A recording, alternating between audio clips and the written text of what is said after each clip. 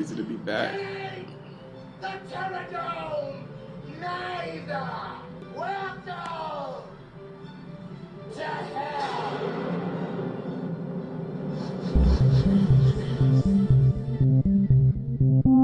What's your favorite? I don't know how many of y'all was expecting to hear from me again. As we let the theme play. Cue them applause for me. Oh yeah! Oh yeah! Okay. Your boy is back, you guys. I've been gone for a minute. I've been gone. But your boy is back. Officially back. How many times do we have to go through this, y'all? I don't even know, man. Right now, I'm just rambling about being absent, but your boy is back. Walter Doom, back for another episode of Let's Talk About Horror, episode 31. Oh yeah, we got a lot to talk about today, you guys. I've been gone for a minute. But what we're going to talk about today, we're going to talk about a few things that's been in the news. We're going to talk about that Spiral trailer. I know it's been out for a while. I know all you guys are just getting wet off of that shit. Oh wait, I shouldn't be cussing so early.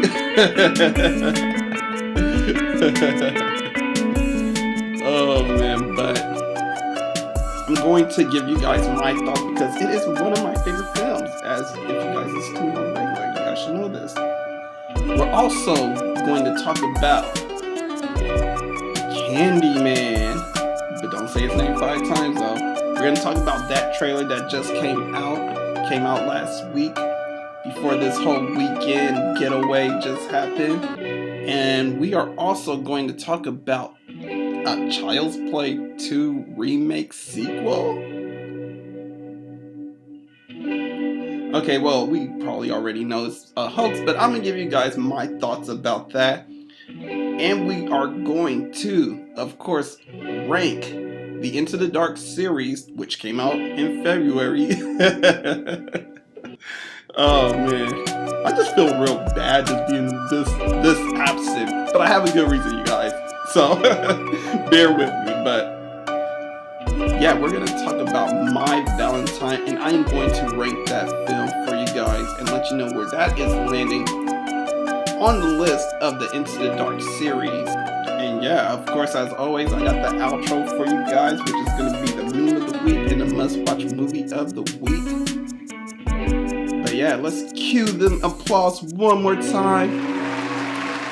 And let's get you guys some popcorn. I kind of fucked that up. Let me start that over again. Cue them applause. Oh, they're already cued. Cue them applause one more time. As they're clapping on. Get you guys some popcorn. Get you guys some of the guys. This is what happens when you're gone for a very long time, by the way. I'm just saying. But get you guys something to eat. Get you guys something to drink. It don't matter what. And just enjoy the show.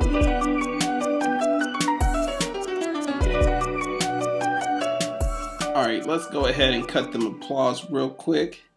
Alright, so welcome back, you guys. Welcome back to the show. I mean, I've been missing all 5 of you guys that listen to my podcast, which is all gravy, all good. It's sad that none of you guys actually asked where I'm at, but that's okay. Oh man, but for the reason for this absent, I'm pretty sure for some of you guys that do care, which is probably like the real 1% of everyone that listens to this shit. But I've been gone because I caught a cold. Very nasty one too. No, not the coronavirus, by the way.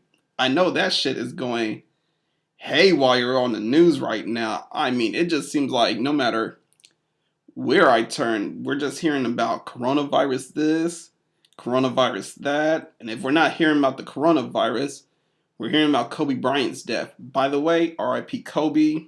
You know, Mamba mentality, man. Which is also another reason why I had to come back for the show for you guys, because Kobe wouldn't quit. So why should I quit? But moving on, yeah, I caught a cold. Very nasty cold. I felt the symptoms coming on when I was at my day job, and I was just like, oh shit, like, am I about to get sick? So I did what I had to do whenever somebody gets sick. I mean, you want to get all the necessary tools to kind of prevent the sickness from happening, or at least kind of fight the cold off. So of course I got my usual hacks, my orange juice with medium pulp in it.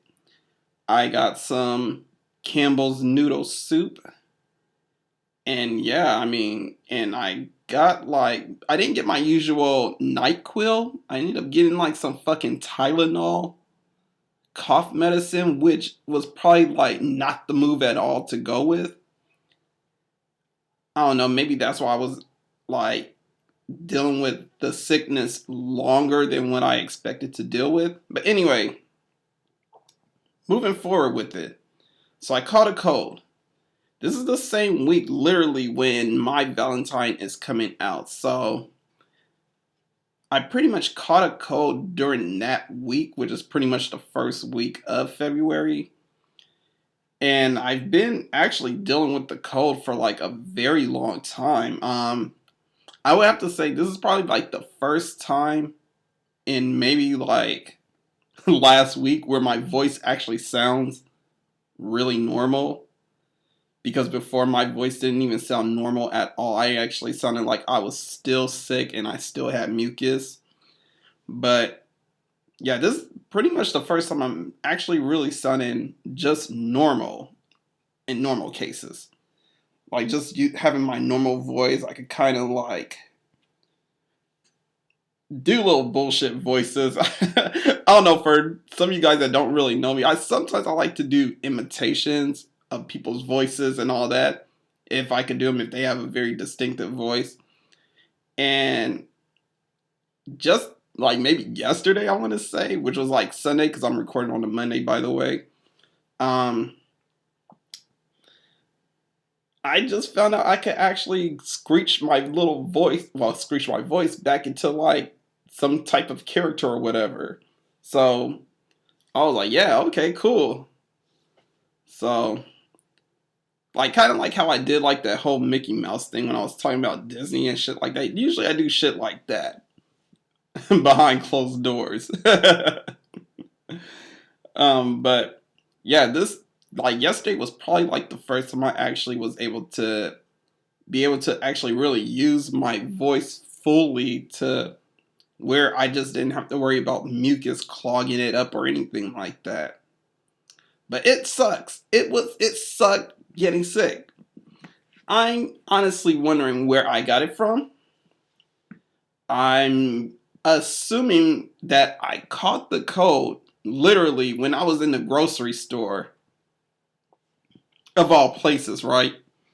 But here's the story. So the story is one day I was in the grocery store. It had to have been like maybe like, I don't know, like 11 a.m. Basically, it was still like in the morning time, but it was like late morning. Usually, I don't like to go to stores during late mornings because, well, I have a day job to get to, and it sucks trying to go from like 11 to, whatever time, how long I spend in the store to getting back home, even though the store is not too far from my house. It becomes a nuisance when I have to get the timing right, and I take public transportation also, and it's just like, yeah, trying to go from one thing after another and trying to get the timing right and to make sure I make it to work on time. Big hassle. We all have that issue. Big hassle. So, dealing with that, I was just like, all right, fuck it. I'm going to go to the store, get what I need. It's not much, and I'm going to be in and out. No biggie. So I'm in the produce section, you guys. Now, mind you, like when you're in a produce section, you want to make sure all your produce is nice, fresh, clean, and what have you. No problems. You don't want to have to worry about any pesticides, even though we all know all our plants are being sprayed with pesticides, but we don't want to think that. We don't want to imagine our fruits and vegetables being sprayed with pesticide. We want to imagine that the way we get it at the store is as fresh as it could be. But this particular day made me think a little bit different about going in the store these days. So I'm in the store. There's this man, this really old man that's in the store, and I guess apparently he must be sick. I see this guy and he just looks weird to me, like just like he looked sick, like it looked like something was clearly wrong with him, but I didn't know what. So I'm in the produce section. I'm getting tomatoes. Now, the way the whole setup is, it's literally like it's tomatoes, avocados, like in a section together. So, of course, we all know like all this stuff is pretty much exposed. Nothing is wrapped or anything like that. So, I believe the way like the stuff is set up is like almost like a little box area. So, during that day, they had everything like still set up like how they usually are, but this time there was like uh I guess a change of what they were setting up. So they were setting up like a bag of chips, like bags of chips, like in that little area. So I'm like, all right, whatever. I guess I gotta walk around this little fucking area even more. So I leave my basket on one side, walk over to the tomatoes on the other, get my tomatoes. As I'm walking back, the man that I see earlier comes intersecting my way. As he was intercepting my way, the motherfucker coughed. And he coughed right on me. That shit pissed me the fuck off. What? What? Oh man. When I say this motherfucker coughed on me, I am disgusted. Like, highly disgusted as the plane flies over while I'm ranting. Yeah, I was highly disgusted by this. I could not believe that this man just, like, straight up in the produce section, zero fucks given, zero fucks, by the way, coughs in the area, and I just so happened to catch the intercepting germs. Now, honestly speaking, I feel like that's what probably got me sick. But again, I take public transportation. There's a lot of dirty, nasty people that take public print. I don't even know what the fuck I was saying. There's a lot of dirty, nasty people that take public transportation. We all know that this is not really a big secret. So if anybody gets offended, you're just being a weak-minded little bitch right now. I'm pretty sure no one came on here to hear insults from you. But anyway, I feel like because of this man coughing around this area, and mind you, this is like a day before I felt the sickness coming on. So, yeah, the day before, this man coughs. Next day, I feel sick. Following day, felt sick as a dog. And when I say this is probably the worst I have ever been sick, this is probably the worst I have ever been sick. Now, for some of you guys out there, you guys are probably still thinking coronavirus, but this wasn't no goddamn coronavirus. Not at all. If I had the coronavirus, I would know. Okay, maybe I wouldn't know, but Honestly speaking, it wasn't anything like I was throwing up or anything like that. I was very weak that day. The following day, when all the sickness came in, I couldn't kid you guys not. I could not do shit. I literally slept that entire day. Literally. And I don't sleep very well or sleep very much at all on a normal basis. But this day, I slept my ass off the whole entire day. Had to call off because of being sick, and it was difficult to even call off. I was barely able to kind of get to my phone because I was so weak. But yeah, that whole maybe like weekend where I was sick, like where the sickness came in, I couldn't do shit. I wasn't able to really do anything until maybe like that Monday. And even Monday, I still sounded like ass. I was just sick as a dog in February. It was terrible, you guys. I'm just saying. But did one time in my mind, did I think, did I have the coronavirus? I kind of almost did at one point. I was kind of fearful for this shit. I was like, do I have this shit and don't know it? I don't know. I'm kind of scared right now. I'm sick as fuck. But I don't have it. I'm pretty much well now. I'm able to talk now and I'm able to do things I wasn't able to do before with my voice. And yeah, I mean, I'm just glad to be kind of over being sick. I mean, it was definitely ass cheeks, if I want to describe it. I mean, it sucked, you guys. It really did suck. I couldn't stand being sick that whole entire time. Yeah, I couldn't stand being sick that whole entire time. I'm kind of glad that it's really kind of over now.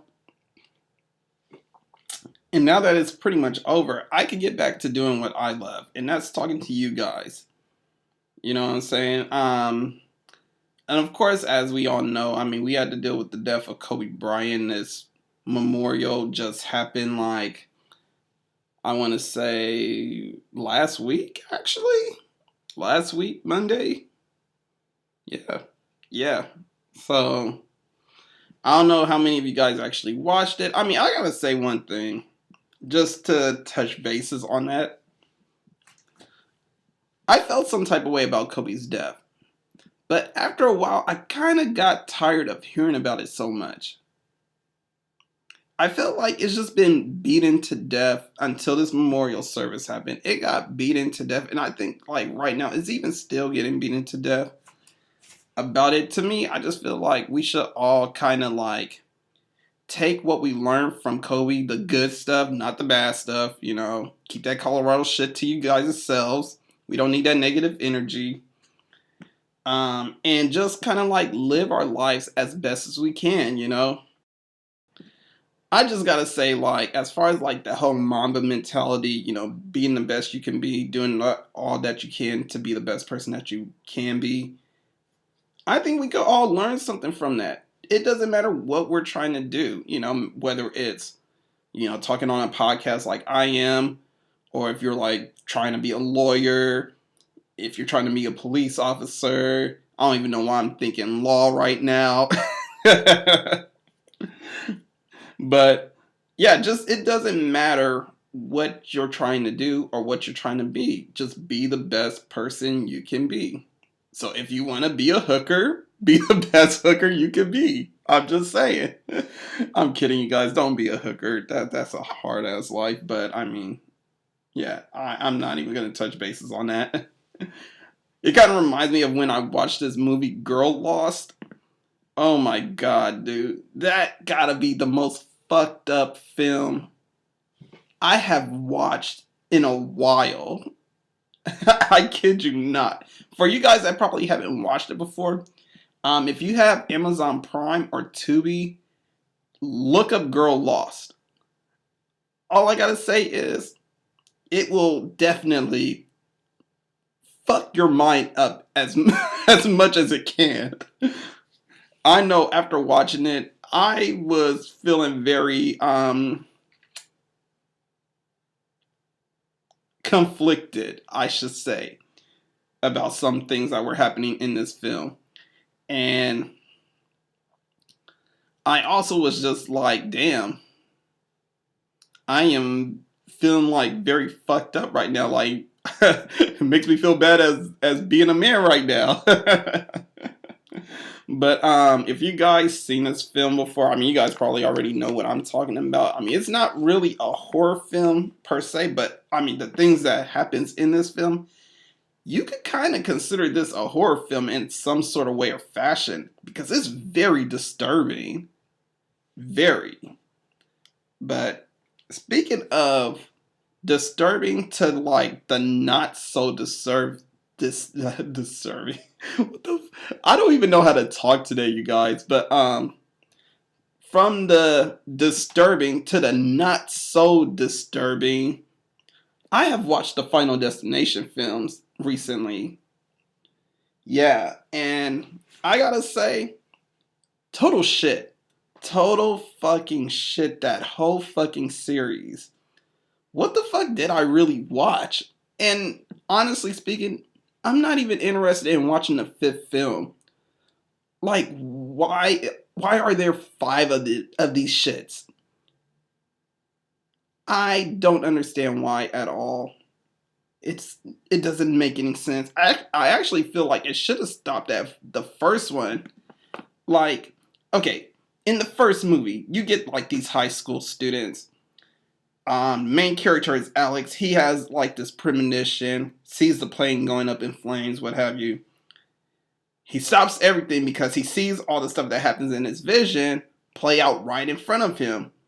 So what he does is like he talks about how the plane is gonna explode, gets everybody off the plane. He gets them. Well, he gets like a few people off because he gets taken off. He's off. His friend Todd is off. Claire, who he didn't have no type of interaction with, she sat there and believed his ass and got off with them. The teacher, Miss Luden, she was off. Billy, who was played by Sean William Scott, by the way, which I feel like the guy is not a great actor in my opinion, but they only probably cast him just because of his looks. Because he's like definitely the coming of age guy. Like he's been in almost every coming of age movie there are. After that, I don't know what other films besides what the fuck was that movie? What was that had McLovin in it? What it wasn't Grown Ups. It was something else. I can't remember the name of it, and I got it on DVD too. And I haven't even watched the shit at all. But I just feel like they always had him in every coming of age. I mean, the most popular movie we all remember him from is American Pie. All those American Pie movies. You know, I mean, the best part about American Pie was probably the first one where we saw Shannon Elizabeth's titties, but that's pretty much it. But yeah, he was in the film, and I forget the other motherfucker's name that was in the film also. I want to say Carson, but it wasn't Carson. It was Carter. Carter. Yeah. So they're all pretty much getting off the plane and all that. I mean, they're all fighting and all this other shit. The thing is, with this film, it was terrible. Like, the plot was terrible. I didn't even like this movie to get from the get-go. Like, the thought about, like, okay, I get the premonition. I could understand that. I could let that slide. But the whole fact that these deaths are being caused by death and he has a plan for everyone. And by the way, you guys, I was doing quotation marks if you couldn't catch like the whole sarcasm of everything. But he has like all this plans to kill everyone and that all these people should die. So the goal for these characters is to cheat death. I don't get it. I don't get it. If like death has a plan for you and you can't escape death, why are you trying to make a plan to cheat death? And then they come up with this whole, I guess, chain of events on how death could skip people because unless somebody intervenes, which is the rule in this film, you basically get death skipping you. Now, I guess the reason why anybody will watch these films is are for like the deaths. But in this movie, it just seemed like the deaths were just ridiculous half the time because you have all these chains of events going off. You have objects falling for no reason. You have water that is guiding itself over to the person that they're trying to get. And then after they get to this person, it disappears. I I have no clue what this is about, but I found it very absurd to me. The only deaths that were really just interesting was maybe Miss Luden's death when she got killed by all those knives. But it took like a whole bunch of fucked up things to happen. Like her fucked up chair moving all of a sudden in her way and just like all these other bullshits that happened. I couldn't remember what else happened, but I just know like it was just a bunch of bullshit and then the fucking knives fall on her, stabbing her. It didn't make sense. So I guess in the end, after Final Destination 1 and you find out in Final Destination 2, the kid Alex who saw everything, he pretty much ends up dying in the film. Claire goes to a psychiatric ward, but she's not really held there. She's only there to be safe from death. What the fuck? Like, that doesn't make any sense to me. I thought that was strange within itself. But, I mean, I guess it kind of makes sense. But in Final Destination 2, you kind of get more absurd with it because in this one, I guess a bunch of teens that were just driving around on the freeway, going to spring break and what have you. The driver, who is this girl that's their friend, she ends up having a premonition right in the middle of the road. I mean, it's like, wow, nice one. Like, have a premonition in the middle of the road and cause an accident. But anyway, um, she has a premonition. She stops the accident from happening for a few misfitted characters in the film because we have like a crackhead, we have a pregnant mom who is supposed to be like the chain breaker. I know, right? You have like the black guy who just doesn't believe in any of this shit at all and just think that these people are crazy. And just a few other characters that just like, I don't know how you guys managed to bring all these characters together.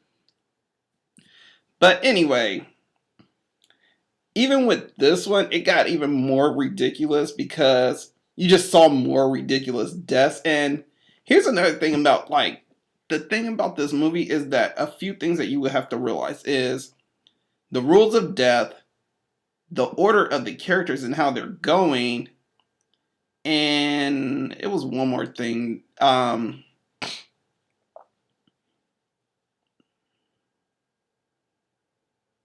how they're getting killed. Oh wait, I think I didn't mention that one. Shit, I can't even remember the other one. But moving forward, in the first film, they pretty much figured out that the way everyone was going to die, meaning Alex, he realized everyone was going to die based on where they were seated, or where they were sitting at on the plane. So basically, like, depending on where the explosion happened, that's how you were going to die. Like, well, that's who was going to die first. For those that got the chain broken. In this film, this is being more based on Kimberly, who is the main character, her premonitions. And the thing is, she's able to kind of see when everybody is kind of going to die. Um, and she's not really given much of a clue. She just has visions to where she can actually see them, and she kind of sees that the only way to kind of break the chain of death is to kill herself. I don't know why, but that's crazy to me. But anyway, one thing that the first movie and the second movie have in common are definitely Tony Todd. And Tony Todd plays like a mortuary, or a not mortuary, that's the place, a mortician who honestly is just way too obsessed with death at this point because he probably worked at his job for so long. And to me, in the first film, I mean, it sounds like he has like a clear connection with death itself. But then in the second film, he just comes off as a crazy motherfucker. Like, he's just odd. He's just crazy because he's been working at this job for way too damn long. I mean, it's like, have you ever worked at a job and it just all of a sudden made you kind of crazy? Or it made you kind of cynical to things around you? I have. But yeah, the character just came off as crazy. But again, he knew the main character, Kimberly's name, and she's like, "How did you know my name?" And he just gives her this weird fucking look, and I'm just like, "That's it. You're just fucking crazy. You're just a crazy, creepy guy in this film." Like, that's about it. You have no intentions of actually really helping or anything like that. You're just creepy. But anyway, the only reason why we watched this film, and I think this was the third reason that I was thinking of, the only reason why we watched this film mainly for the deaths, like I mentioned before. And in this film, I mean, it doesn't disappoint because it is a sequel, so more bodies are hitting the floor. So, we got the sequel rules. The most interesting ones are pretty much when Evan, he gets killed by the fucking ladder, even though he won the lottery. Like, what kind of luck do you have to win the lottery? You have all these bitches that you used to fuck with. All of a sudden now they want to hit you up because they want to live a life of luxury and all that. Only to be taken out by a ladder. By a ladder. It's crazy. That one was crazy. Another thing that was crazy was when Clear, she got killed. And she was only checking up on Eugene, who actually tried to kill himself earlier in the film, which is another thing that's weird to me.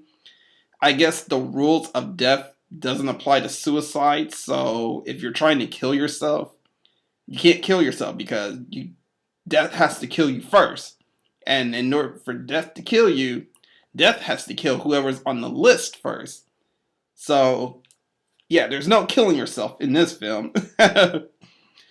And it's crazy because Eugene tried to kill himself with a gun that the officer had in the movie. And he couldn't do it. And he thought the gun wasn't even loaded. And the gun was fully loaded. But death wasn't letting him kill himself. So yeah, I guess that's a rule. Oh man, but yeah, when she got killed, oh man, that bitch burned. Even though it was insane with all the shit that was happening with like trying to force this death on Eugene, Clear taking that shit also. That shit was funny as fuck. But yeah, just overall I didn't like Final Destination 2. Final Destination 3, it kind of got a little bit better because instead of it being a little ridiculous, it got a little more sensible.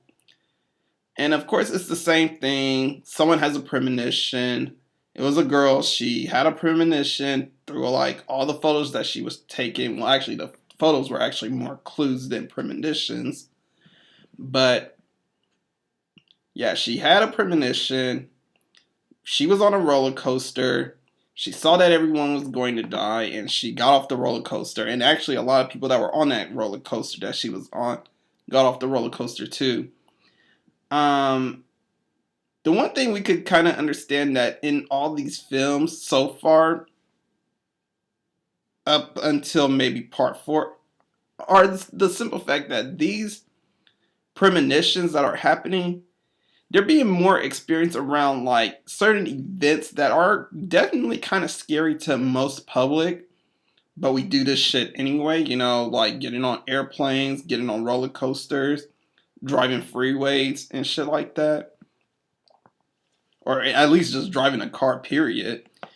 And a lot of that just, it is definitely something to fear, but it's nothing that really sits on a lot of us's mind, at least not the front of our minds all the time. Maybe it's in the far back, like, oh shit, maybe something might happen. Hopefully nothing doesn't. But that's one thing that we could all realize from basically this movie, that it's all about like these disasters that kind of like set off these chain of events to kind of get intervene, and then death just takes its toll. Like, just like in the first one, all the characters die in the second one. Well, actually, not true, because in the second one, Kimberly and the officer that survived, they didn't die at all. So, but I mean, for me, I feel like based on what's been happening in all the Final Destination movies, I'm pretty sure those characters got their death coming to them also, and they probably died too. I'm assuming, but it's never good to assume. So, here we are in the third film. Mind you, I'm already like pretty pissed off about the second film because I thought it was very bad.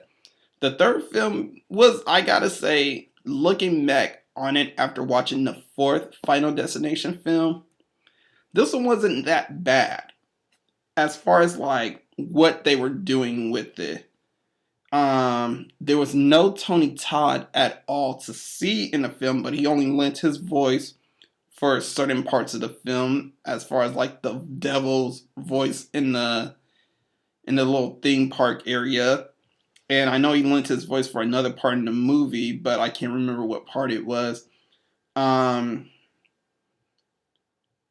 the violence was a little bit more interesting because there was like these two girls who were actually being objectified actually by this one kid who graduated high school 2 years ahead of them. Now that was very fucking creepy, by the way. These two girls, they're so objectified, and they have like this whole personal image that they have to keep up their looks. So they get killed by like a tanning bed that they both trapped themselves in, which was very interesting to me. I thought that was actually really interesting. I thought that was one of the best forced deaths ever in the Final Destination movie, and they got pretty much burned up in their tanning beds. Another good death scene was when Frankie, who was the guy who was abducting the two girls, Ashley and Ashlyn, he pretty much died from like a runaway truck that hit his car. Well, actually, it didn't even hit his car. It hit Kevin's car, who is the boy. Well, not, was he a boyfriend? No, he was the friend of the main character, whose fucking name I can't even remember at this moment. Oh no, I don't remember that shit. Yeah, I can't remember it right now.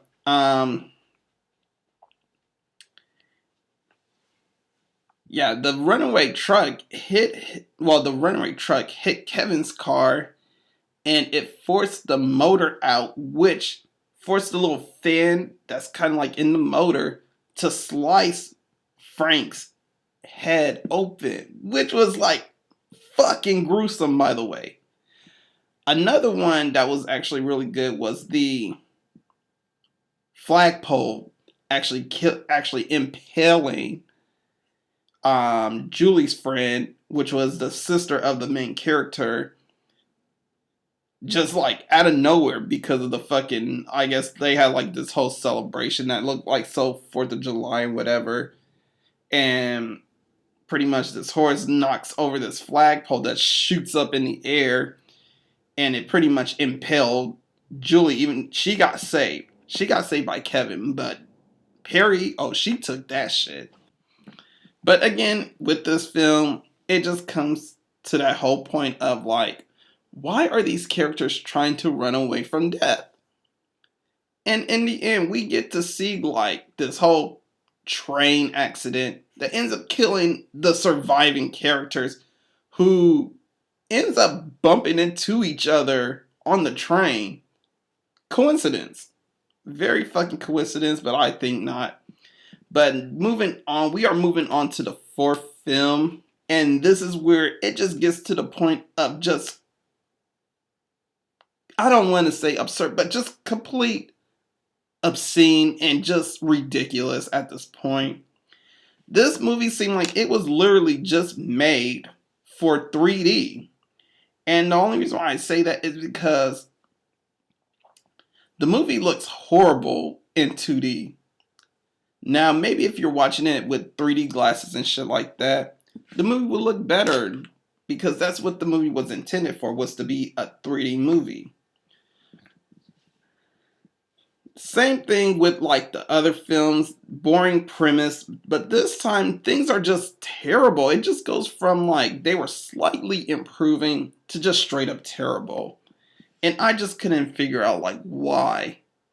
Well, actually I could figure out why, but it was just to the point of like, why couldn't they just figure this out?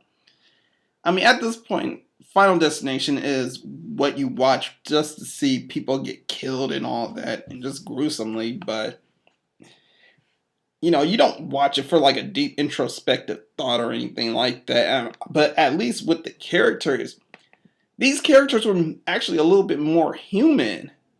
Like, they had George, who is security for the racetrack. By the way, this movie is taking place at a racetrack of all places, where this big accident is supposed to happen and kill everyone. And I don't know, to me, I was just like, I don't know how many people are actually running around scared or like having in the back of their mind of a big accident happening at a racetrack, to where they're just like worried about that shit. It didn't make no sense to me. I didn't care. But yeah, you had George, who was security at this racetrack. He had an alcohol problem, and his character ended up killing his wife and child in a car accident by accident, by the way, but he was drunk driving. There's another character that was a racist. He was racist against George. He actually called him the N-word with the hard R at the end. You know? You had Samantha, who is a single mother who has these two boys that are just a big pain in the ass. I mean, it kind of reminded me of Babadook a bit with Amelia and her kid, but yeah, they were just pain in the asses, and you know, this single mother just seemed like she was coming maybe off of like a hard divorce or whatever, and she's just doing all that she can to kind of like provide for her kids and also live a life that's comforting for herself, or at least, you know, good for her too. Um, you have Andy, who also gets killed, and he had like a very interesting storyline. I mean, I guess he had like a troubled past. They don't really go into much detail about it. He talks about how he's been trying to get his life back on track. So it's kind of like almost safe to assume, sort of like he either was involved in a gang, or he's been to jail, or both, or like he's been involved with drugs and all that, and you know, he just lost control, and now he found a way to get his life back on track, and he has this job to kind of help him stay on track. Now, even though these characters are a little bit more human, and you kind of like feel for somebody, because I kind of felt something for some of these characters, they still end up dying anyway. One probably like the worst characters in this film, besides the racist, was Hunt, who was just this womanizing rich kid.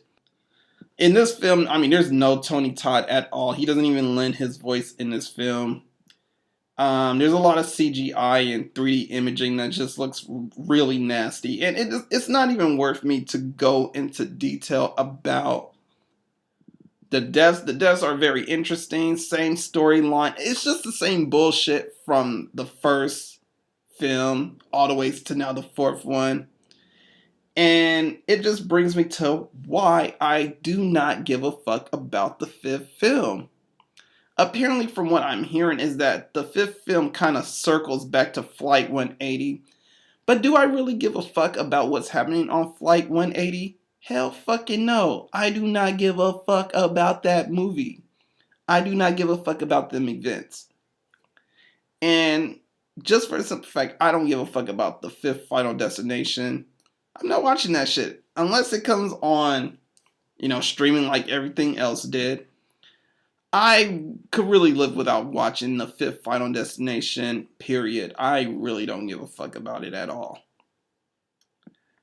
But if you guys are interested in watching Final Destination after hearing this rant, it is definitely on Netflix. They have the first 4. They don't have the 5th one like I mentioned before, which is so dumb to me. I don't understand why Netflix does this. But yeah, I mean, this is just a fair warning for you guys out there that are like curious or probably never watched Final Destination at all.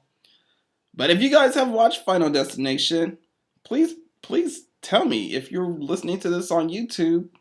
Tell me what you thought of it. Yeah, I would really like to know. So yeah, because I am interested because I can't think of anybody that would like this piece of shit.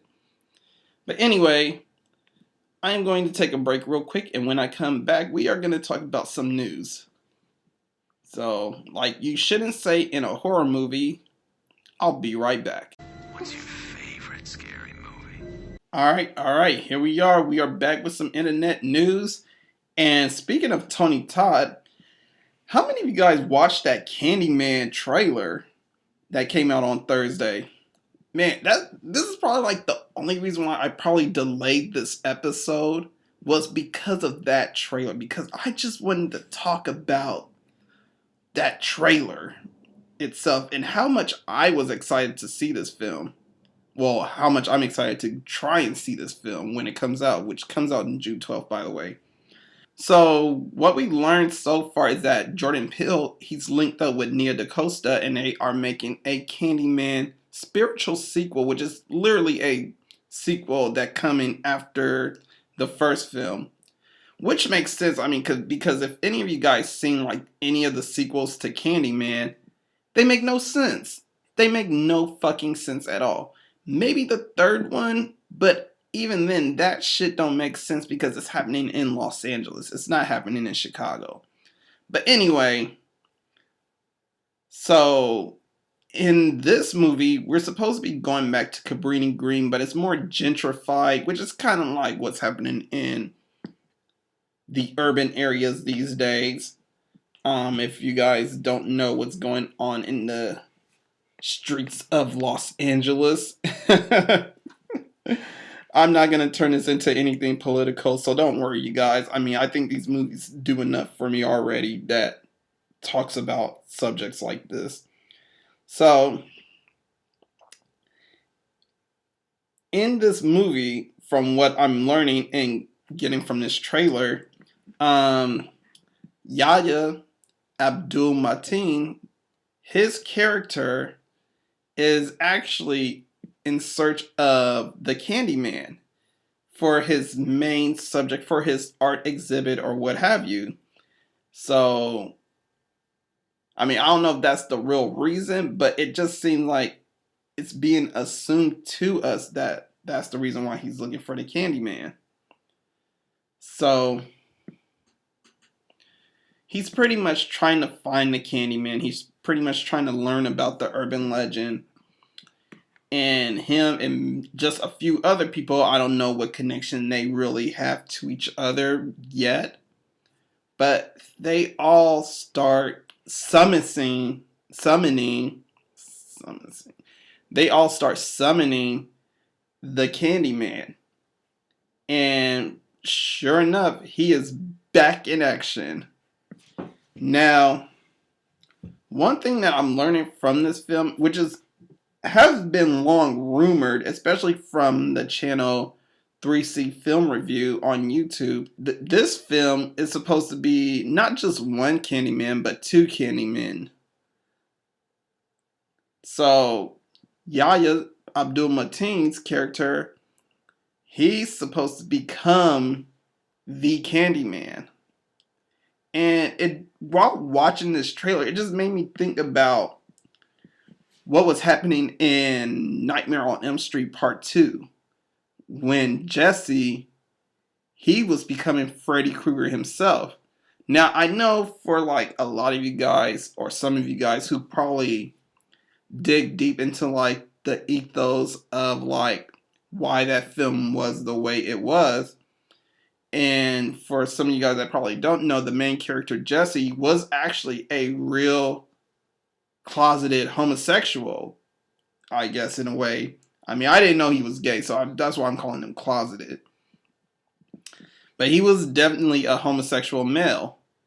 And there are a bit of nuances that happen in this film that kind of hints towards the sexuality of the character. But all in all, you really don't see much of like anything solidified, I guess, that kind of makes you go, oh, this movie's about a gay guy. I don't know. Just like learning about the metaphor about that film was really definitely interesting to me. I mean, does it make the movie any better to me? No, it doesn't. I still thought Nightmare on Elm Street Part 2 was just terrible. But like learning about that film and what that one was about, this Candyman film that's about to come out kind of reminds me of it, but less, without all the undertones about homosexuality. This one might deal, I don't know what it will deal with, actually. I'm not going to try and like assume like what it might deal with, but we do know that it does deal with, as we all know with Candyman, it deals with a lot about racism and how not black culture, but black people are usually kind of like, or actually not even just black people, because in Candyman 3, we were dealing with the Latin culture also, but just dealing with minorities, period, and how they're usually victimized and scrutinized more by law enforcement, and how their cultures are just demonized by like an upper class society. So, I mean, just knowing by like Jordan Peele and how he usually approaches his movies. I mean, even though Nia DaCosta is kind of like writing this film, or is she? Well, she co-wrote the film. She co-wrote the film and she's directing it. I know there's a certain approach and a certain message that Jordan Peele wants to get out there. And Candyman is probably like one of the best films to kind of like bring that message out. I mean, I couldn't think of a better franchise for him to kind of like, remake and kind of bring that message that he's brought in all his other films about how minorities are treated in a very negative manner. So yeah, I mean, I can't wait to see this film. June 12th it comes out. I mean, it was very interesting to see also, or actually not see, but hear Destiny's Child Say My Name done in a very eerie manner. I don't think I could ever hear that song again. But unfortunately, in this film, not this film, but in this trailer, we don't really get to see Tony Todd at all and what he looks like. They only reduced him to like a shadowy figure. But I'm pretty sure like when this film comes out, or when we're getting closer to the film coming out, we're actually going to see what Tony Todd looks like. in this film. I don't know whether I want to see this or not. I mean, I kind of do. But at the same time, I kind of don't because I don't want to spoil it for me. But I don't know. We'll see. But I can't wait till that comes out. That is coming out June 12th. In other news, as we're talking about trailers, the Spiral trailer came out. And that one was also interesting with itself. Also, we got to hear 21 Savage a lot play in the beginning of this trailer. We get to see Chris Rock and Max Minghella characters kind of like talking together and what have you. And pretty much what it seems like with this film, they're kind of like, well, Chris Rock, I should say, is kind of like taking it back to like the classic Saw days.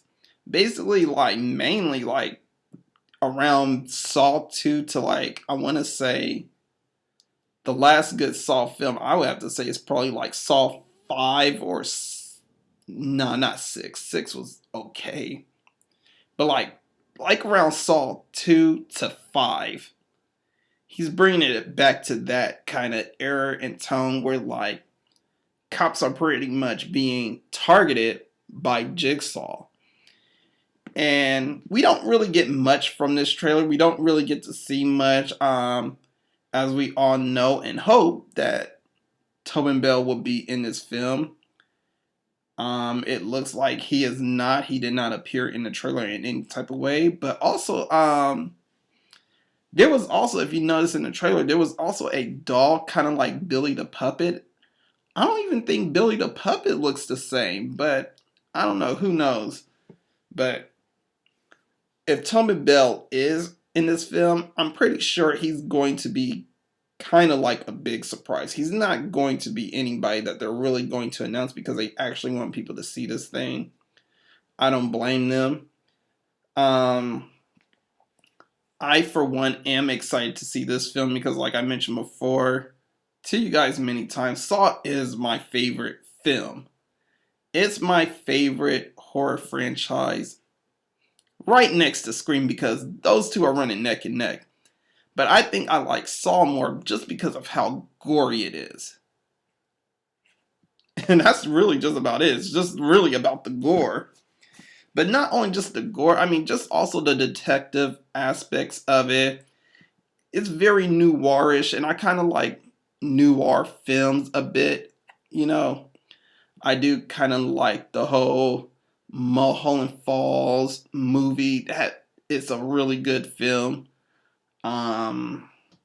It just gives you that kind of aspect of just like a whole detective story in the film.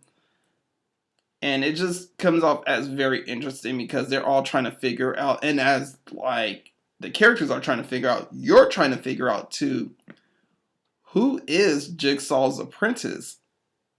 You know? And that's usually the mystery of everything. So I'm pretty sure, like, with this film, Chris Rock is really trying to take this back to the days of, like, you know, earlier Saw movies where you're trying to figure out who this killer is. And since this is a totally different timeline, we probably won't have any ideas who this might be or who is behind it.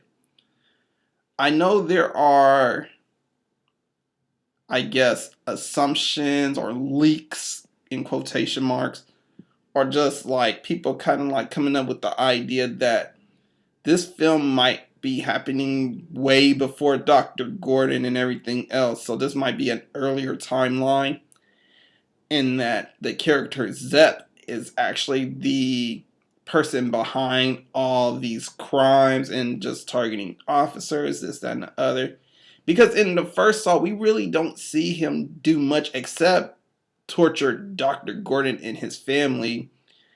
And pretty much, I mean, that's the only time we really see Zep. But I'm pretty sure Zep has been very active with Jigsaw for a very long time.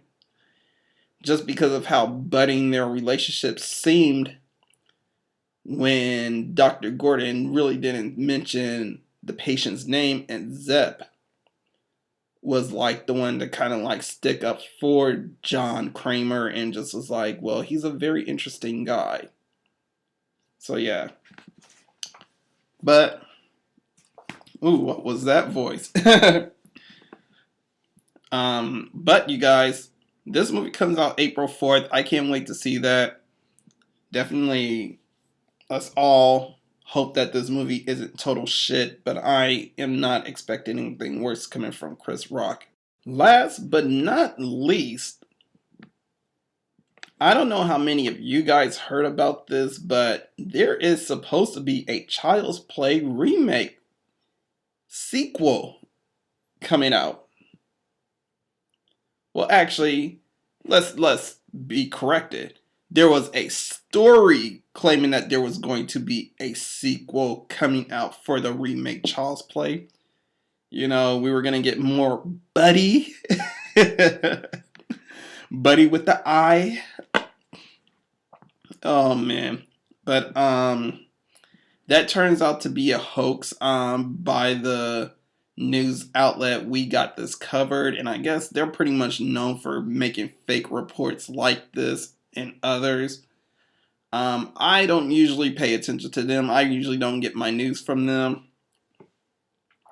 I pretty much figured that this was a hoax because they were the only ones actually reporting on this, and it's like, well, why are they the only ones kind of talking about this film? What what's the word I'm looking for?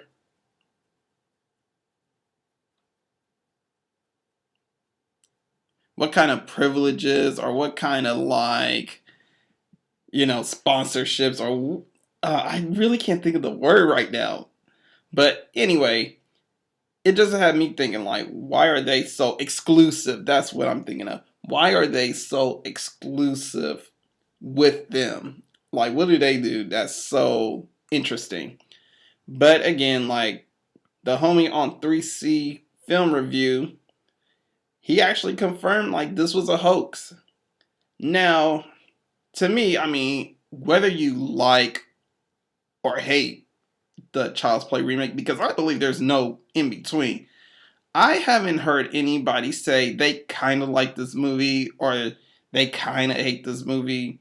It's been one extreme or the other. Now, me, personally, I like the film. I thought the film was good. Would I rank it over the first film? No, I wouldn't.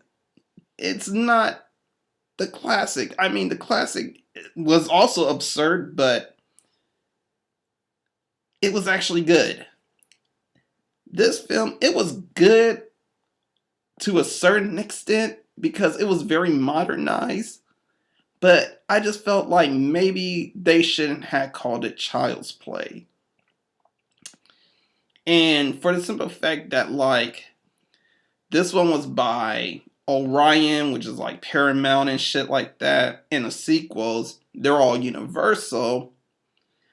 There was just certain things, if you guys didn't know, the remake couldn't do much of the kills or any of the storyline from any of the original films because that was property of Universal. So basically, the remake was pretty much barred from doing anything that closely resembles any of the original film.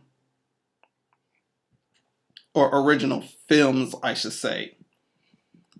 So that's why the film probably came out the way it came out and the way the kills looked and how creative it had to get and just basically the whole AI Terminator doll just happening. But it had me thinking when I heard this report, would it be such a bad thing for a sequel? I don't know. Maybe, maybe not. I mean, Clefberg himself, he wanted to kind of like explore more with the Buddy dolls. I mean, if you guys didn't notice from the movie, there was like, different types of Buddy dolls, black, white, blonde, and even a bear. And he kind of wanted to explore more with the bear in the film. So yeah, I mean, possibility, I'm not seeing too far-fetched at all. Thank you for We Got This Cover for saying some shit like this. But the whole idea is, what would the sequel be?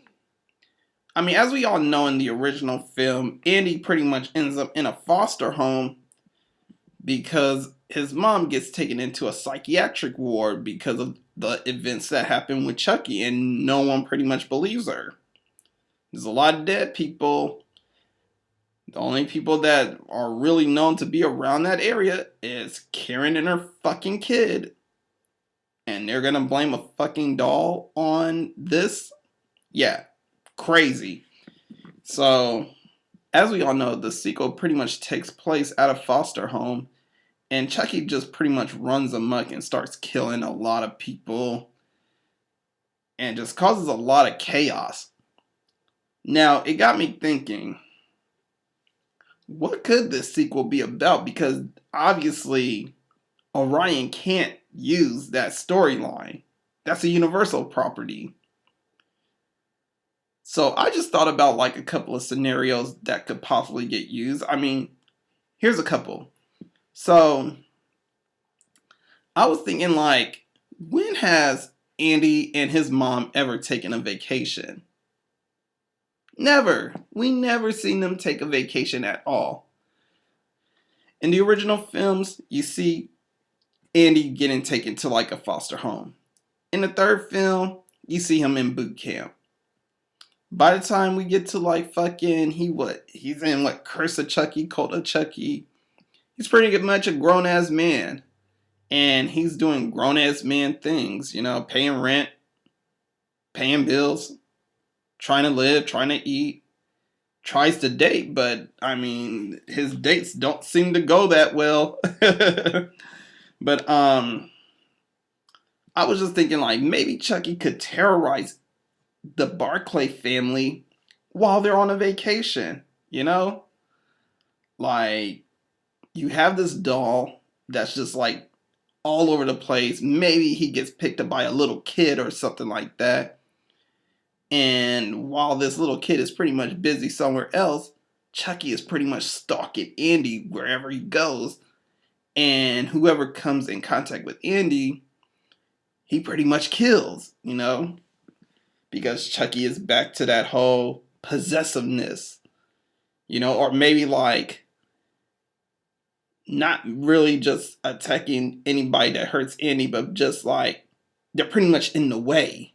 Like, they see Chucky, they do something, and then Chucky's like, fuck this, you're dead.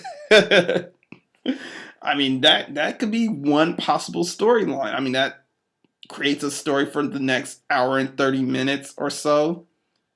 And then, yeah, of course, we're back to the same thing, like just trying to fight off this fucking AI trying to kill you. Another scenario I thought about was like maybe Andy in high school. We never get to see really like the in-between years. I mean, we just saw him in military school, and I'm pretty sure like when he was in military school, he was like a teenager, but we don't see Andy in like an actual high school environment with actual kids and what have you. And like I mentioned before, we jump from like Andy being in military school to Andy being a grown-ass man in his 30s and what have you. Just like paying bills and all that shit. Yeah, it'll just be interesting to see like, what if Andy goes to regular high school, you know, with other kids, and maybe like he has his friends with him, and maybe those friends, you know, because a lot of times all of our friends don't last in the sequels of these horror films. You know, they're getting killed off one by this fucking doll. You know, maybe somehow Chucky moved his consciousness to another AI doll before he died, because we all know Chucky could move his consciousness to different CPUs as long as they're part of the Caslon company products and what have you. Which is so crazy that they were so overrun by like so many Caslon items. I mean, it's like fucking Apple, dog. Which, by the way, I feel like I'm about to be surrounded by so many Apple products pretty soon. But Um, moving on. Yeah, moving on. Maybe Andy's in high school. He's being bullied and what have you, and maybe like one of his friends he's not friends with anymore. Maybe like the black kid or the fat kid. I don't remember their fucking names, to be honest. So don't kill me or execute me in the comment section for that. But yeah, maybe somehow like they are kind of like on bad terms. Andy is friends with that one girl, and I think there was like one more kid they were friends with. I don't remember. Oh wait, no, there wasn't. There wasn't. It was like the fat kid, the girl, and the black kid. I don't even know why I'm describing them like that. But yeah, maybe it's just him and the girl. They're together, or maybe the girl she moves away. I don't know, some shit like that. I don't know. It gotta be to the point where Andy is kind of alone again, and he's kind of getting picked on and what have you. And yeah, of course, like Chucky, he remembers all this because he's like, "Hey, these are the motherfuckers who killed my first body, so now let me go after them." You know, maybe Chucky is now owned by somebody who has like a little brother or sister that goes to the same high school as Andy. Maybe Chucky hears about like something about the Barclay kid from like one of those dudes that are picking on him. Maybe they say like he's fucking weird or some shit like that. Chucky kills him, and then now his next move is to kind of like find a high school and start making his move to find Andy and try and kill him. But while trying to kill Andy, he's killing like all the other past characters in the film. Now, again, it could go either way, whether like the bitch in the first film, she comes back, you know, from wherever the hell she's hiding at, or she's already there. But let's just say, for the sake of talking about ideas, maybe she's still there and she's with Andy all the time, and you know, maybe eventually they start becoming more lovey-dovey, which creates a love interest. I sound like I'm making a whole fucking movie for Orion right about now. But anyway, um, yeah, so basically, you know, the motherfucker really is trying to find Andy and all this shit. And like I said, he's killing everybody. He kills the black kid first because, hey, you know, black people die first in horror movies, which is not really the real trope anymore because there's so many black people that are surviving now in horror films. Um, he kills the fat kid. He kills like a bunch of other people that are like jocks or whatever, maybe a teacher or two, till he gets to Andy and the girl. And of course, once again, they stop fucking Chucky, but this time it gets a little bit more crazy. Maybe this time he has a cult of other buddy dolls with him.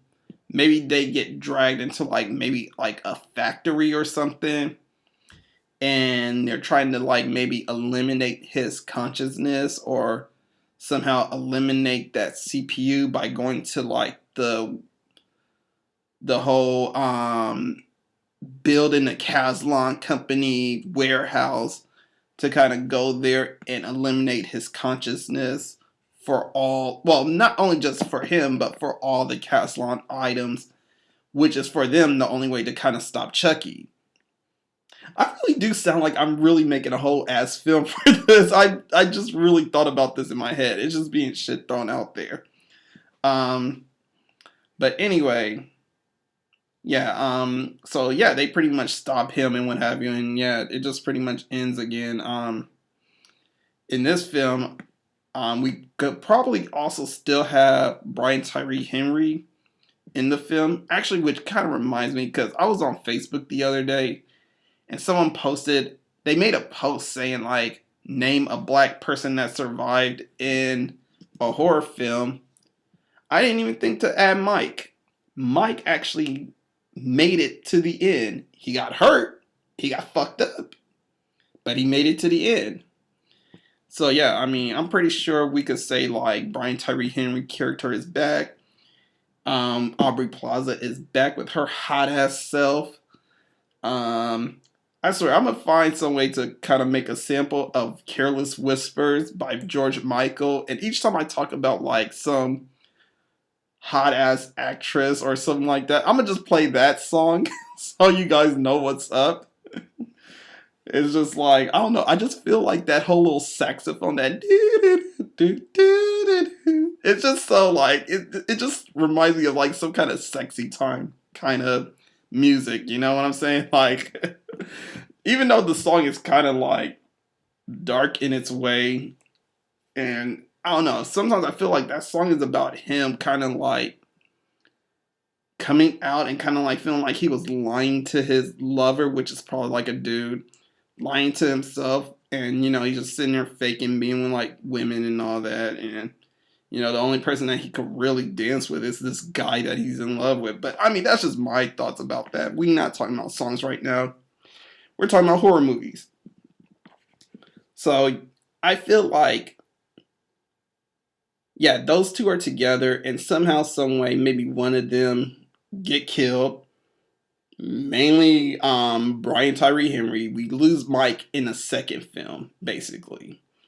Even though the character Mike ends up actually surviving throughout the whole series of the original Child's Play, because he does get with Karen eventually, which we all knew was going to happen, but in my version of this, he dies. Sorry. So we're killing like two black people in one movie, which is bad. Oh man, Black History Month was just last month, you guys. Come on now. But anyway, that's another idea. And my last idea was probably like maybe like a family member or a new family that's either like close to where Andy lives or just close to Andy, period. You get Chucky kind of like with this child, and he's just pretty much like kind of manipulating the little kid or whatever. And then his main goal is really just to kill Andy. I feel like after talking about that second idea, I really just made a full ass film with it. But in this film, dealing with the family member, like I said, it could be like some family members that they are either not so close with, because we do need a bit of a family conflict in movies. Or it could be a neighbor. Like I mentioned before, I mean, it kind of would make much easier to make it a neighbor, I feel like, because then it's that whole tension, like he's right fucking there and he hasn't killed me yet, or he's right fucking there and I don't know when he's gonna kill me, but he's going to kill me, which is why I said like it kind of adds on to the whole drama of Chucky being there at like such a close proximity. Whereas like the whole family thing, it could be kind of like, yeah, the family member, you know, even though they have it, it doesn't really create much drama like, you know, him being in close proximity. But those are just some ideas that I could, well, not I could, but those are just some ideas that I feel like Orion could really take with the Child's Play series if they wanted to like make a sequel to that franchise.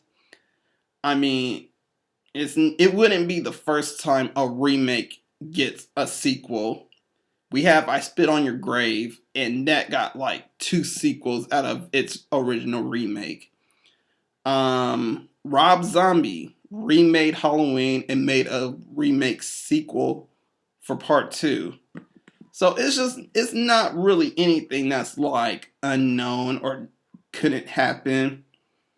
It just seems strange considering that there is going to be a Chucky TV series about to kick off for the Sci-Fi Network. But I don't know. We'll see. We'll see. I mean, Orion is not really against the idea for a Child's Play reboot sequel, but we shall see in the coming months whether they decide to do this or not. I mean, I just came up with a whole ass film just off the top of my head, somewhat. But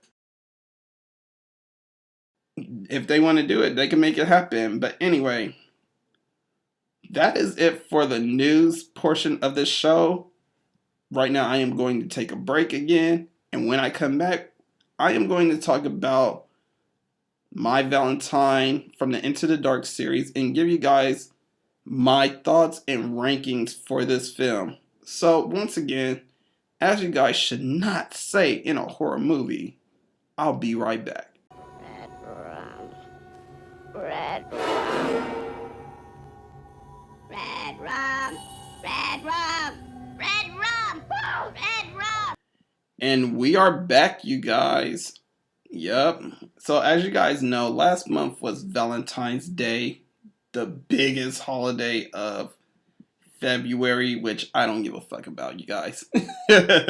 I'm telling you right now, I don't give a fuck about that holiday at all. I just think it's totally pointless. But yeah, for you guys out there that got a significant other or a girlfriend, boyfriend, better half, whatever the fuck you want to call it, babe, boo, bitch, whatever. That's just a single part of me talking right now, you guys. But it was Valentine's Day. I only care about Black History Month, by the way. But anyway, it was Valentine's Day on February 14th. And for this month's Into the Dark series, we have another Valentine's Day story. Now, just like the one from last year, Down, they actually made a really good Valentine's Day film that dealt with just toxic masculinity. I mean, that was literally the main topic for a lot of the films for the Into the Dark series all last year, but this one was definitely one of the best films that they've made, in my opinion. I can't remember where it ranked, but it was definitely, I feel like it was very high on my list, if anybody remembers. But yeah, it was definitely one of their best ones that they've released. In this one, well, we are kind of back with toxic masculinity again, but in a different form. In a form of definitely abuse, mentally and physically, manipulation, and obsession. This could either be a story about the dark side of the music industry, where an artist is kind of being manipulated by their manager. They don't really end up owning all their music and what have you. And they're just being taken advantage of until management actually finds something bigger and better than the person that they're using.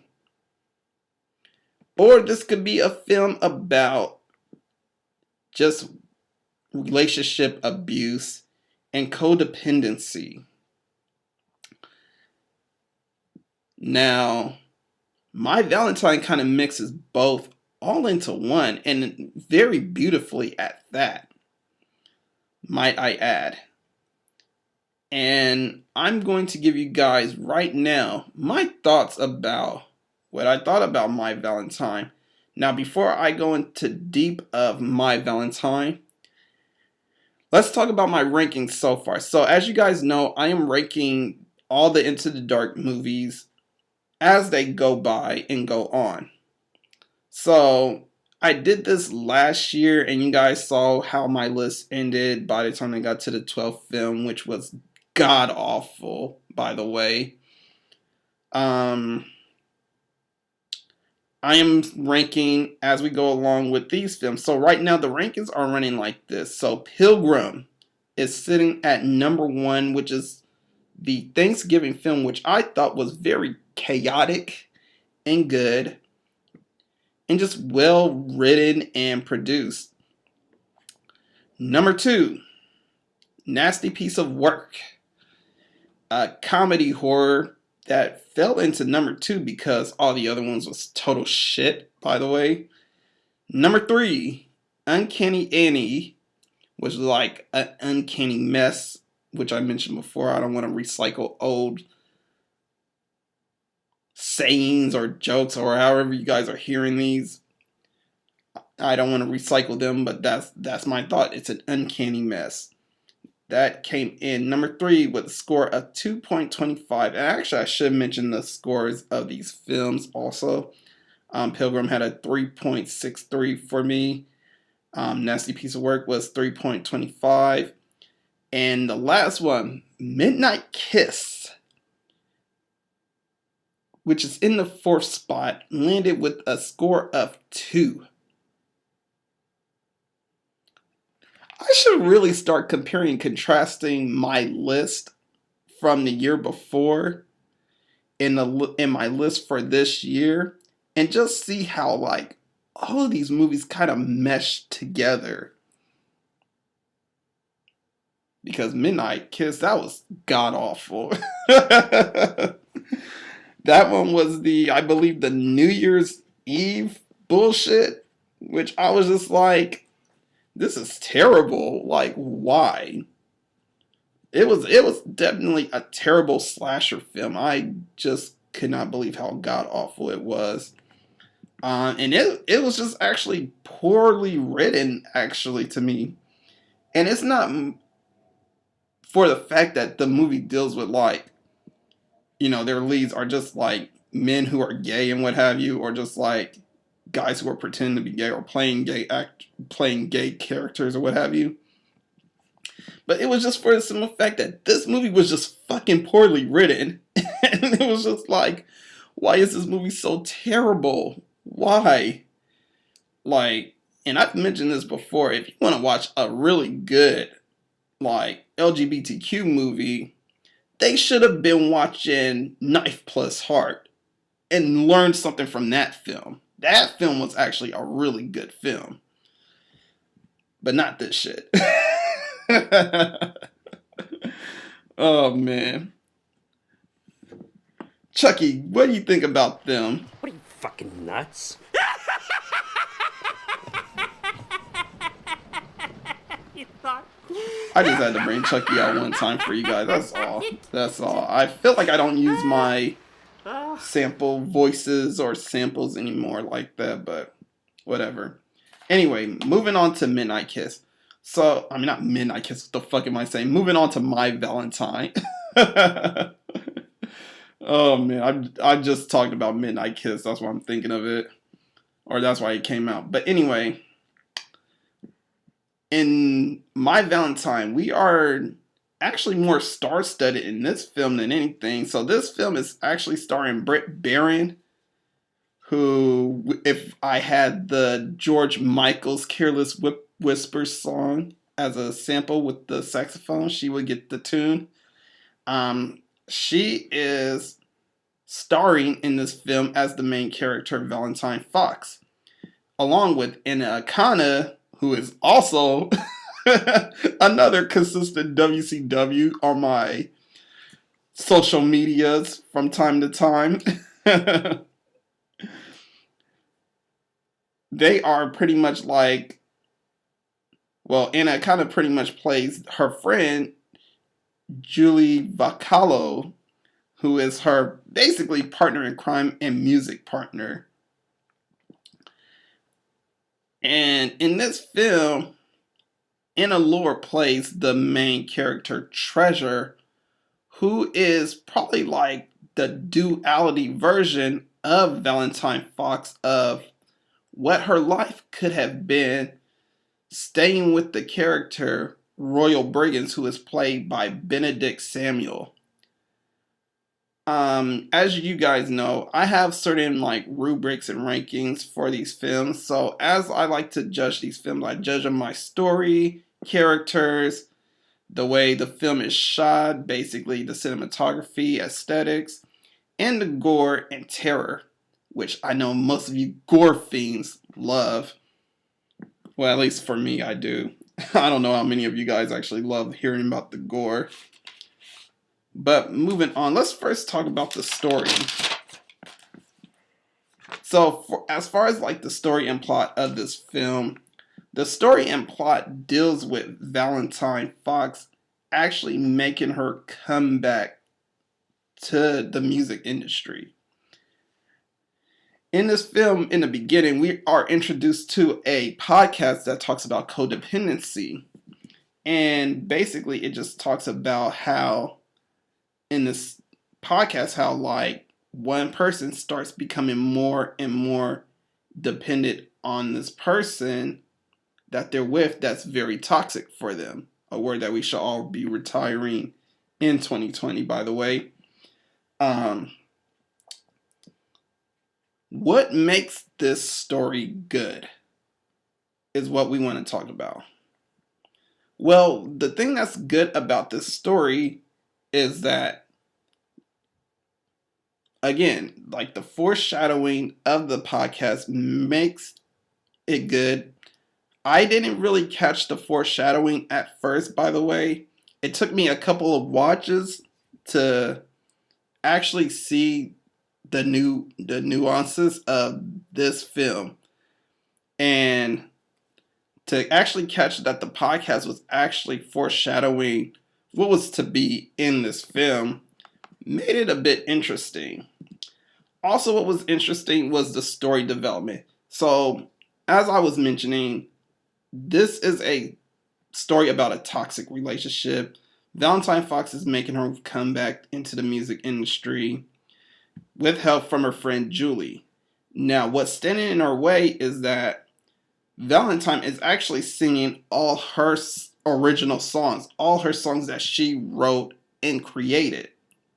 The problem with that is that the new pop sensation Treasure is actually the one who is seen by the public as the one who originally created these songs, but she didn't. And these songs were actually hijacked by Valentine's ex-boyfriend, Royal, who ended up copywriting the songs into his name and actually using those songs for another artist. Now, for me, first time watching this film, I was sick, so I couldn't really comprehend all the details of this movie correctly at first. But as we go through this film, we do eventually get the reveal that Royal is very manipulative. He is very abusive, and not only was he abusing Valentine, but he's also abusing Treasure in every way. And it's very sickening to see for like anybody who has been through a relationship like that. I mean, it is. It's very cruel. The thing that makes it interesting with this whole thing is that at first we're being painted a picture, and I felt very manipulated by Royal also, because we're introduced to him as this very charismatic and sly guy who talks to people, and he kind of makes it seem like he's just this guy who can do no wrong. But we sure see his true nature and character as soon as the club that Valentine is singing at, well, not a club, but a bar that she's singing at, we are introduced to the real Royal then. At first, he wants to bargain with Valentine to write Treasure's new songs, because obviously her new songs suck, because she's not Valentine Fox. But after things kind of escalate and negotiation falls apart, we are now seeing a Royal that has his true intentions on why he's there to see Valentine. And that's to kill her and get rid of her. And it just goes through this whole back and forth trauma, and we get like flashes of their relationship, like basically the good times of Valentine's relationships with Royal, to also the really bad times, and just we see subtle clues on his behavior about her and how like either she's like ugly and no one will want to fuck her, to like things like he's telling her not to eat certain things and taking food away from her, or even just for the simple fact he kind of quotes the same romantic gesture to from actually saying it to Valentine to now he's saying it to Treasure. So we really do get to see like all the layers of this character, good side and bad, really showing us like who he truly is in this story, and that's really just a fucking asshole. Like a really fucking asshole. Now, negative side of this film, there's a couple of things that are pretty much like negative. It's not really too overbearing, but it's like it's things if you don't catch it, you won't understand the story, and like me, you have to play catch up. So in the beginning of this film, you pretty much like get introduced to Valentine and who she is, and basically like the podcast saying like how like codependency is bad and you need to try and find out who you are. What also happens while Valentine is doing the opening credits and that she is singing like the opening song for the movie, you get introduced to a bunch of like tweets and just different news reports that are flashing by on the film, and if you don't really read what's happening, you can see certain characters like Trevor, Dave, and Allison as random, which they really are not, because they are really just introduced during the opening credits.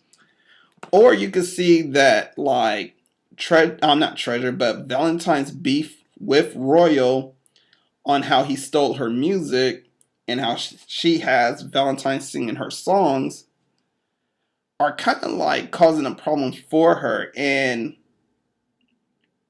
if you don't really read the tweets or read anything from the beginning of this film, you can get kind of lost in the sauce. But it's nothing really major because you do, like I say, play catch up and it all starts clicking together. But I feel like the movie gives you enough information in the beginning of the film so that way you don't have to really sit there and do all the guessing work and what have you.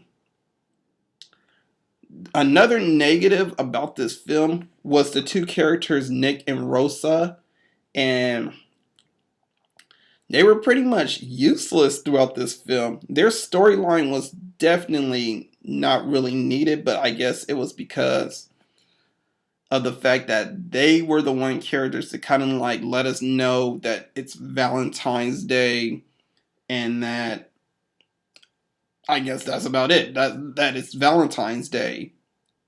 That's really all.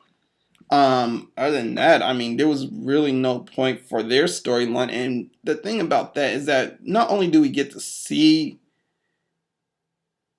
and hear about their storyline in the film in the beginning of it, we're actually subjected to hearing more and more of their story, which just I felt was very unnecessary. Like, why do we need to hear about them personally? I didn't see any usefulness. I didn't see anything to kind of like for them to push the story along in any type of way. Like the character Eddie, he was okay. He was fine actually because he kind of pushed the story where like everybody had to clear out the club. Now you may argue that Nick and Allison's story, not Nick and Allison, Nick and Rosa's story was about like I guess lovers quarrel and all that other bullshit that we get in like romantic comedies, but we're watching a fucking horror film. Come on now. I see no point for their characters at all. Maybe for the fact like Royal does end up locking the back door of the bar to kind of prevent Valentine or Julie from escaping. it just still didn't matter. I felt like Royal could have did that by himself without helping Nick and Rosa out. You know? It didn't seem like they were necessary for the film at all. And since we're talking about characters that shouldn't, well, while their story wasn't necessary in the film, let's move on to characters and acting right now. So, as far as the characters, like I mentioned before, big plus side, like I said, was like Royal, his manipulative ways. It really did move the story. I mean, for somebody that's like really demented and crazy, we really get to see like all of his breakdowns play out in this story, and especially when he goes on his first kill, when he kills Julie in this film, and you see that his obsession, his violent obsession and abusive nature, turns into murder. And you just get like Treasure, who is just like there with them just to be a pop star. You get to see that she's just not fully all in with like him killing people. Also Valentine and her drama between her and Treasure. Now, and this is what I say about duality. It's like you get to see two sides of the coin. Like you get to see the what if. And that's basically what Valentine and Treasure are. Treasure is basically Valentine Fox life if Valentine never left Royal at all.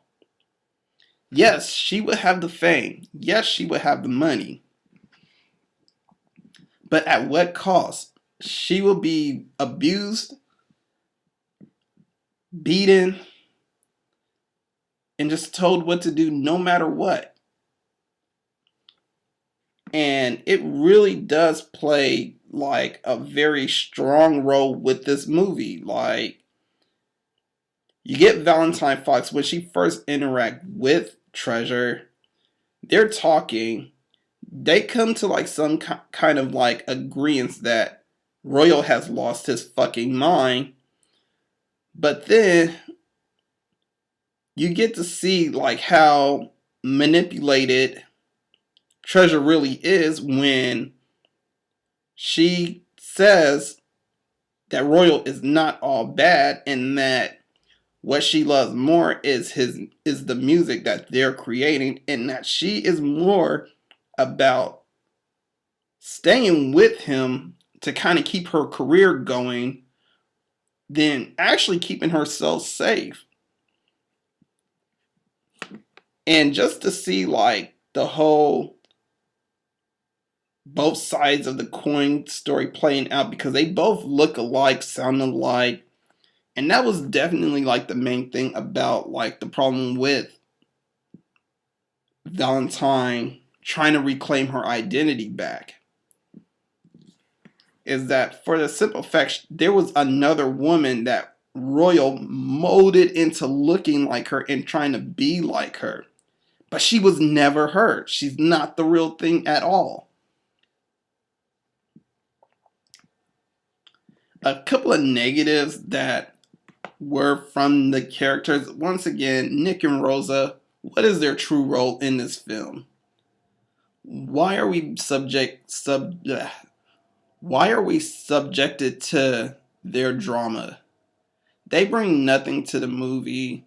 And even when Nick gets killed in the end, it's almost like a so what kind of thing. And that's how it gets treated in the film. And not only that, after Valentine, who ends up killing Treasure in the end, and Valentine pretty much takes Treasure's identity, we don't hear what happens to Rosa after that. And the movie just pretty much treats Rosa like a a forgotten character or a forgotten stepchild or whatever. You know, they really just don't care that much about those two characters. And it makes me wonder, like, why did they put so much emphasis throughout the film on these characters? They weren't needed to begin with. They weren't necessary. Maybe in the beginning, yeah, when they came and talked about why are you heckling her, meaning Trevor, Dave, and Allison, when they were heckling Valentine Fox while she was performing a famous song by Treasure, which was stolen from Valentine, which was the knife. It just seemed like after that area of dialogue, they weren't needed anymore. They weren't actually needed throughout the film. They just seemed like they weren't needed. And I'm talking about Nick and Rosa, by the way. They weren't needed at all for this film.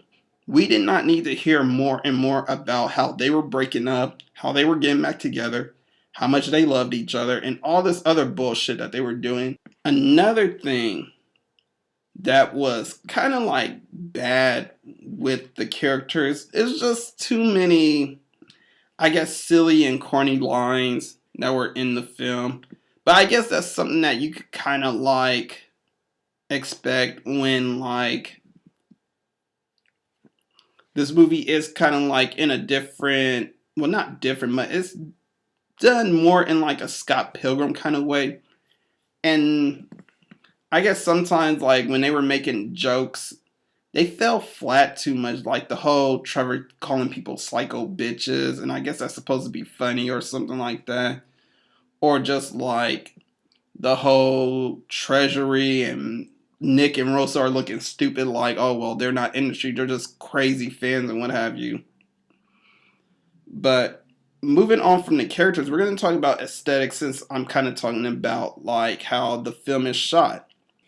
So this film itself has a whole lot of aesthetics or just kind of like different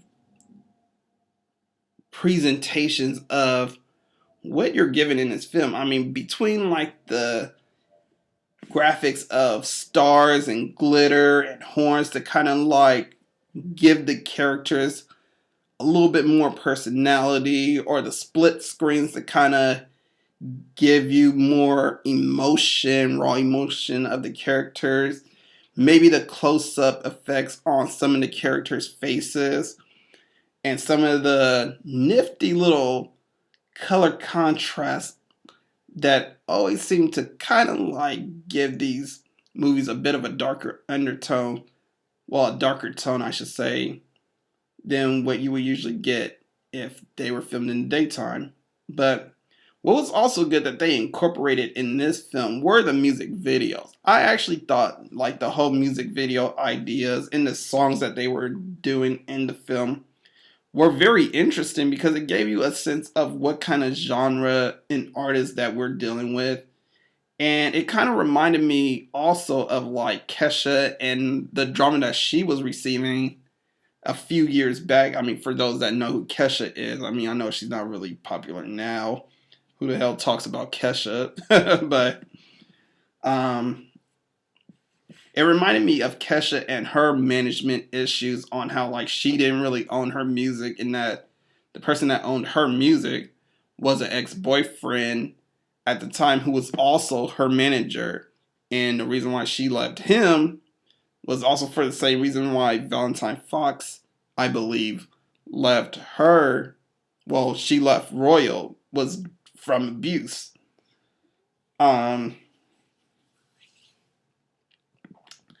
so I just liked how like they just added like the music in there. The music was definitely good. I mean, if I could find that shit on Spotify, I would definitely listen to those songs over and over and over again. Um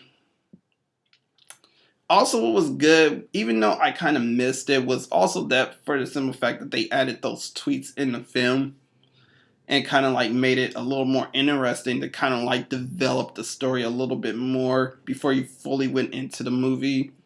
That was really good, but it's also kind of a negative because it's like if you don't really read the stories, I mean, you kind of like miss out on what part of this film is about.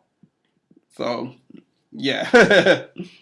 But other than that, I mean, it was definitely interesting. Couple of negatives. I didn't really care for like the graphic effect that they did for Treasure. I mean, yes, I like the graphics, but that was probably like one graphic that was definitely not really good because they did like this whole electricity flowing and skull imaging on Treasure because she got electrocuted by Valentine Fox at the end when Treasure was trying to kill Valentine because she didn't want Valentine to actually come out and tell the world about how basically Treasure is still in her music. Um, Also, like sometimes I feel like even with the nice graphics that are being added in this film, it does come off as very childish and sometimes kind of kiddie, and it just feels like a horror knockoff version of Scott Pilgrim versus the World. And there's nothing wrong with Scott Pilgrim versus the World. I actually really do like that film.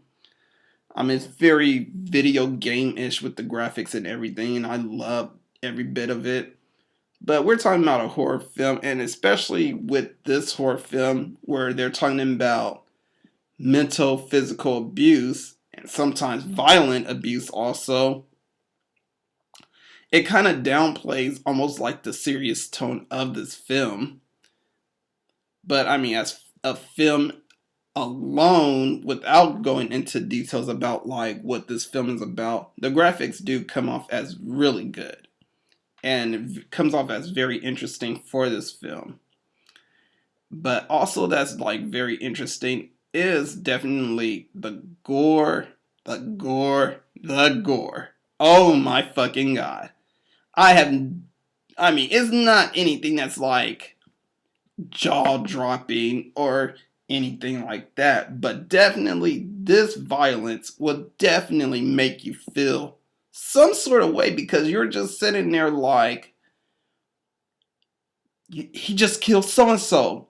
He just killed so and so. I actually like that character. I mean, there's so many likable characters just because that Royal is definitely seen as the biggest antagonist in this film. You do start feeling some sort of way for certain characters and certain, well, yeah, just certain characters and just like the way they get killed. You start feeling some sort of way like, damn, like I actually do like that character. I mean, I know I felt a certain way when I saw Anna Akana get killed. I started thinking about all the WCW times that I posted her on my Instagram. I'm just like, he killed Anna Nakana? Oh my god, what, like, what, you monster, why the fuck would you do that? Like, I was legit kind of butthurt that he killed Anna. I couldn't believe it. I couldn't believe it. Like, I was spellbound by that. I was just like, oh my god. No, no, not Anna Akana. You can't kill Anna Akana. You can't kill Julie. And also seeing like Eddie's death and Nick's death. I mean, Eddie's death was a little bit more. You feel more about Eddie's death a little bit more than Nick's death. I mean, Nick's death is more like an afterthought. Just like how, like I mentioned earlier, how like they treated both those characters like afterthoughts, Nick and Rosa, like afterthoughts. Eddie's death, it kind of sparks a little interest, and you're just like, wow. I mean, the one guy that could actually stop Royal, what it looked like, he ends up dying. But in overall about this film, I'm gonna have to say this film, after I scored it off, ended up with a solid 4. And to me, I mean, even though it took a couple of watches to kind of like really appreciate this film because it could have been much lower if I talked about it after I watched it the second time. After watching it for another time, I was already convinced, like, wow, this is actually a really good film. It's actually well written. The characters are made real well. Britt Baron's character is definitely somebody you really want to side with and see her survive in it and also see her succeed in the music industry for being who she was, which she ends up doing anyway. You know, but she had to do it by stealing the identity of her doppelganger treasure. Which also to me was kind of like a weird ending, which I didn't really like. But for a movie that like is ranked high, this movie is definitely worth watching, and I would definitely consider watching it again as a rewatch. So yeah. So that is my rank for this one, which will put this movie actually at number 1. So this movie is officially the first in the rankings of this year's Into the Dark series. And like I mentioned earlier, all the rest follows with Pilgrim, Nasty Piece of Work, Uncanny Annie, and that other bullshit, Midnight Kiss. Oh man. But anyway, I am going to take a break again, and when I come back, you guys, it is going to be the outro for the meme of the week and a must-watch movie of the week. Wendy. Darling, light of my life. I'm not gonna hurt you. You didn't let me finish my sentence. I said, I'm not gonna hurt you. I'm just gonna bash your brains in. I'm gonna bash them right the fuck in.